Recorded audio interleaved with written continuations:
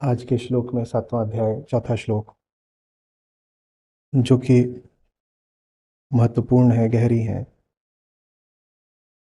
रोचक है। लेकिन जिस वजह से मुझे ये श्लोक सदा से बहुत बहुत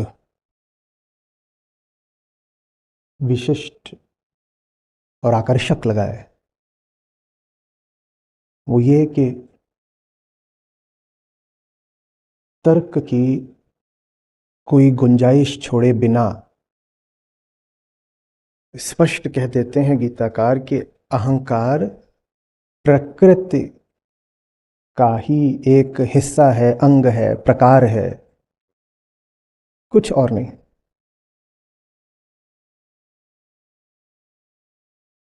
और उसको समतुल्य रख देते हैं जल, अग्नि, पृथ्वी, वायु, आकाश आदि के।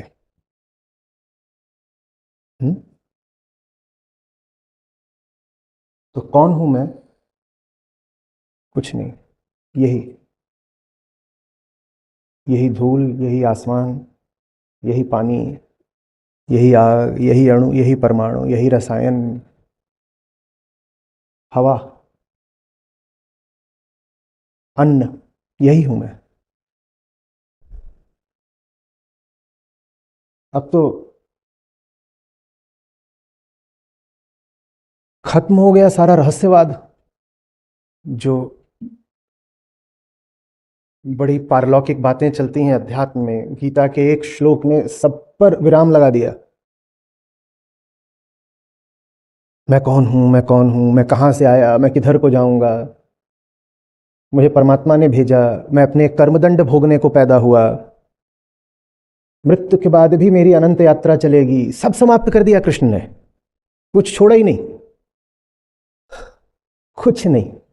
कौन हूं मैं? मिट्टी पानी।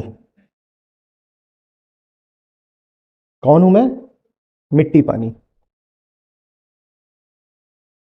इतना तो कर देते कि एक झीनी सी विभाजन रेखा खींच देते कि कुछ अंतर है, उतनी भी गुंजाइश नहीं छोड़ी। 5 तत्व गिना दिए और 3 और जोड़ दिए उसमें, मन बुद्धि अहंकार, बोले ये सब प्रकृति है। कुल मिलाकर 8 पंचतत्व। पंचतत्व को तुम आज का पूरा पीरियोडिक टेबल मान लो। तब इतना अनुसंधान नहीं था, प्रयोगशालाएं नहीं थी, तो यही माना गया कि ये जो समूची सृष्टि है ये 5 तत्वों से बनी है। यद्यपि जब आप वैशेषिक दर्शन में जाते हैं तो वहां पर इशारा मिलता है कि बात 5 के आगे की भी हो सकती है, इन 5 के भी आपस में अभी टुकड़े हो सकते हैं, ये अविभाज्य नहीं है। लेकिन उस समय पर और ज्यादा फंडामेंटल पार्टिकल्स को पकड़ने वाली कोई हमारे पास प्रयोगशाला नहीं थी, तो 5 कह दिया। पर 5 कहने में भाव वही है जो आज 150 कहने में है। चाहे 5 कहा जाए कि 105 कहा जाए, 150 कहा जाए, आशय है ये जो पूरा आपको ब्रह्मांड दिखाई पड़ता है। सब पदार्थ, सब मैटर, उसमें अपना डार्क मैटर भी जोड़ लो, वो भी सब कुछ, वो सब कुछ जिसके बारे में आप सोच भी सकते हो, वो क्या है? प्रकृति है। वहां तक ठीक था, वहां तक तो विज्ञान भी सहमत हो जाएगा। उसके आगे जो कह रहे हैं गीताकार, वो छक्के छुड़ा देता है। वो कह रहे हैं वही जो सब वो तुम्हें वहां दिखाई दे रहा है बाहर, अणु परमाणु का खेल, वही तुम भी हो, अहंकार भी वही है। अहंकार कोई विशेष गुप्त राज रहस्य की बात नहीं है। ये शरीर है ना, इसी शरीर के साथ एक भाव पैदा होता है, उसका नाम है अहंकार। और वो भाव पूरे तरीके से भौतिक, आणविक, रासायनिक ही होता है। इसीलिए शरीर के रसायन बदलते हैं, वो भाव बदलने लग जाता है। अहंकार कुछ नहीं है, शरीर के साथ ही समुत्पादित एक भाव भर है, और कुछ नहीं है। शरीर नहीं तो अहंकार नहीं। और मजेदार बात आगे की, अहंकार नहीं तो ब्रह्मांड नहीं। ब्रह्मांड और शरीर दोनों एक अर्थ में बराबर है ना, दोनों क्या हैं? मिट्टी है, हाँ हाँ। तो मिट्टी नहीं तो अहंकार नहीं, और अहंकार नहीं तो मिट्टी नहीं, यही द्वैत है। बात समझ में आ रही है? अहंकार ना हो तो कौन देखेगा मिट्टी को उसके उस रूप में जिस रूप में आपको दिखाई देती है? तो दृश्य और दृष्टा दोनों एक साथ पैदा होते हैं प्रकृति के गर्भ से। मां के गर्भ से जब बच्चा पैदा होता है तो वो दृश्य और दृष्टा है, वो दोनों उसी में बैठे हुए हैं। शरीर दृश्य है, अहंकार दृष्टा है, वो दोनों इकट्ठे पैदा हो रहे हैं और दोनों का एक दूसरे से विभक्त कोई वजूद नहीं है। शरीर नहीं तो अहंकार नहीं, और अहंकार नहीं तो शरीर नहीं, दोनों का एक दूसरे से अलग कोई। तब जीवात्मा कहां गई? क्योंकि द्वैत का एक सिरा दूसरे के बिना तो रह नहीं सकता। तो जब शरीर नहीं तो अहंकार बच सकता है क्या? तो आप मर जाओगे, उसके बाद कुछ बचेगा आपका? वो बचेगा, पूरा बचेगा, पूरा बचेगा। कैसे पूरा बचेगा? जितने किलो के हो वो सब वहीं चला जाएगा, मिट्टी, धुआं, पानी, हवा बराबर हो जाएगा, कुछ नहीं। अहंकार कितने ग्राम का था? अहंकार कितने ग्राम का था? क्योंकि वो सिर्फ क्या था? भाव, भाव, एक निर्मूल भाव, आधारहीन भाव, बस यूं ही भाव खा रहा है कुछ नहीं। तो इसीलिए हम उसको एक त्रुटि बोला करते हैं। वो क्या है? एक दोष है। वो क्या है? एक गलती है, भ्रम है, एरर। 2 और 2 5 है, वो जबरदस्ती आगे जुड़ गया है वो दूसरी तरफ।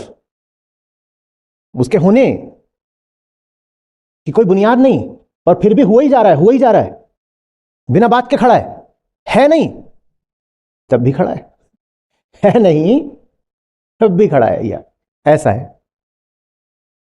बात आ रही है समझ में? और देखो 8 में नंबर कौन सा दिया गया उसको? अरे रे रे, बड़ी बेइज्जती, भयानक बेइज्जती, कहीं का नहीं छोड़ रहे कृष्ण।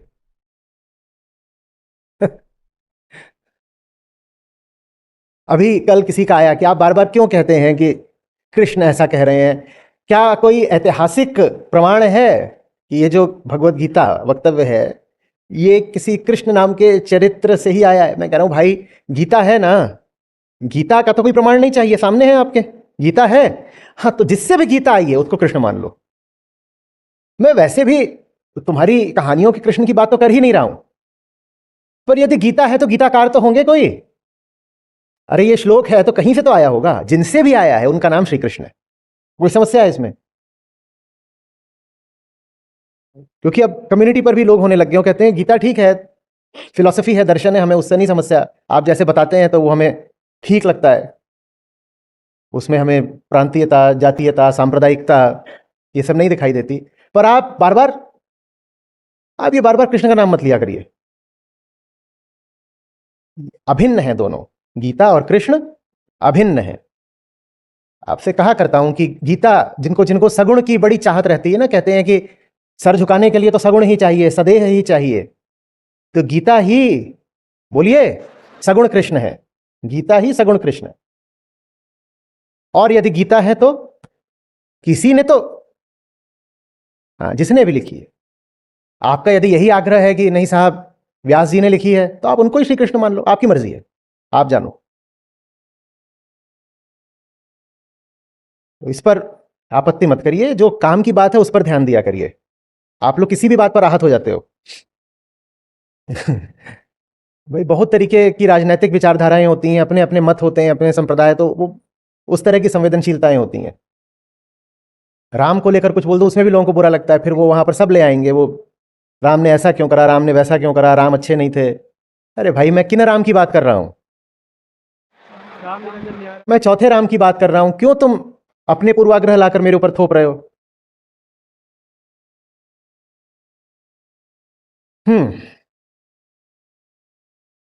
अब क्या करें अहंकार का?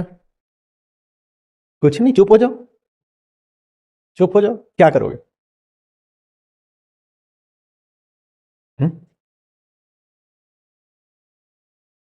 ऐसे समझ लीजिए, ठीक है, सिर्फ समझाने के लिए कह रहा हूं, सत्य नहीं है।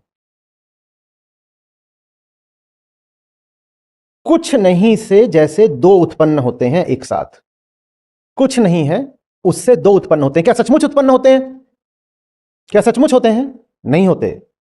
क्योंकि अगर दो उत्पन्न हो रहे हैं तो उसमें से एक कौन है? अहंकार, जो कि है इच्छ नहीं। और दूसरा कौन है जिसको अहंकार देख रहा है? जब देखने वाला ही नहीं है तो वो जो देखा जा रहा है उसका क्या प्रमाण हुआ? कुछ नहीं। पर अहंकार के देखे ऐसा प्रतीत होता है, जो प्रतीत होता है आप उसकी बात कर रहे हैं, ठीक है? सत्य की नहीं बात हो रही है कि कुछ नहीं से दो का समुत्पाद होता है। सुंदर शब्द है, द्वैत के लिए ये बौद्ध शब्द है। क्या? समुत्पाद। यद्यपि वो इसको इस अर्थ में ही बताएंगे, आप जाकर किसी बौद्ध विद्वान से मिलेंगे तो वो समुत्पाद के लिए वो एक लीनियर कॉन्जेशन की चेन बताएंगे, निदान, कि निदान होते हैं, निदान होते हैं। पर जो उसके मर्म में बात है वो यही है, कुछ नहीं है उससे दो एक साथ पैदा हो गए, यूं ही, यही माया है कुछ नहीं पर उससे दो एक साथ पैदा हो गए। यही जो कुछ नहीं है, इसी को वेदांत ब्रह्म भी बोल देता है। क्या बोल देता है? ब्रह्म। उससे दो एक साथ पैदा हो गए। क्या वो सचमुच पैदा हुए हैं? सचमुच पैदा नहीं हुए, इसका प्रमाण क्या है? उन दो में से एक नकली है, बस यही प्रमाण है। ये दो इकट्ठे पैदा हुए, दोनों एक दूसरे पर आश्रित हैं क्योंकि रिश्ता द्वैतात्मक है, और दो में से एक है नकली। दो में से एक है नकली। समझ में आ रही बात? ये दो में से एक नकली है, दूसरा पहले पर आश्रित है, तो दूसरा भी क्या हो गया? पर ये दो पैदा हो जाते हैं, जिसमें से 7 जो आज गिना रही हैं गीता वो एक तरफ है और 8वां एक तरफ है। वो 8वां एक तरफ है इसीलिए उसको अंत में जोड़ दिया गया है कि तेरी वैसे भी कोई हैसियत तो है नहीं। 7 डब्बों की रेल चल रही थी, पीछे से तू आके उसमें लटक रहा है फालतू बिन बुलाया, और वो रेल तेरे बिना भी मौज में चल सकती है, पर तू आके पीछे से उसमें लटक रहा है, तो देखो 8वें नंबर पर उसको कर दिया है। मुझसे तो फजीहत कराते ही हो, गीता भी अपमान कर रही हैं। अब तो गायब हो जाओ, अहंकार से बोल रहा हूं।